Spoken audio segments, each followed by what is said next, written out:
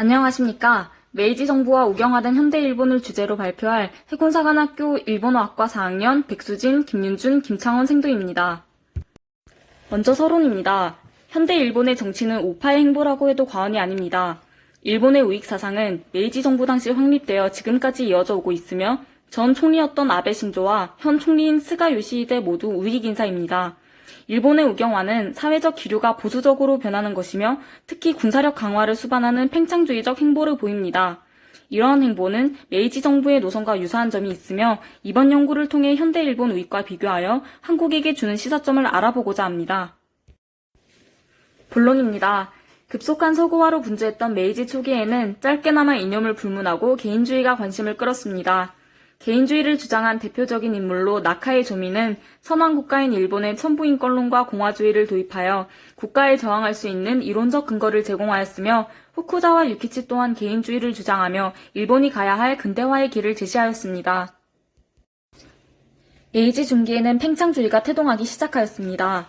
메이지 정부는 원래 대외 팽창보다 내치 안정에 중점을 두었으나 사이고 다카모리는 꾸준히 대외 팽창을 주장하였으며 이러한 주장은 후에 오쿠보 도시 미치에 의해 대만 출병, 우뇨 사건, 조일 수호조약 체결 등으로 현실화되었습니다.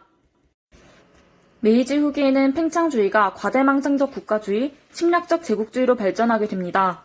이오노의 데스지로는 메이지 후기의 대표적인 국가주의 철학자로서 선왕 중심의 절대 국가 체제를 옹호하기 위해 이념적 토대를 마련하였습니다. 구체적인 내용은 다음과 같으며 그의 사상을 바탕으로 메이지 후기 일본은 제국주의적 팽창을 거듭하였고 이는 떠오른 국가와 소외된 국민이라는 형태로 귀결되었습니다. 일본 우익의 역사는 일본 사회 및 국제사회와 연관되어 발전해 왔습니다. 폭력 단계 우익은 메이지 초기 발전하여 지금까지 이어져 오고 있고 사회주의 우익은 메이지 중기 등장했으며 반공 친미 우익은 패전 이후 냉전 시대까지 형성되었습니다. 이들 단체는 모두 21세기 우익으로 이어지게 되었습니다. 현대사회에서 우익은 정책지향적, 대중지향적, 폭력지향적 우익으로 분류되며 자세한 내용은 다음과 같습니다. 하지만 이 모든 것을 총괄하는 단체는 따로 있습니다. 그것은 바로 일본회의입니다.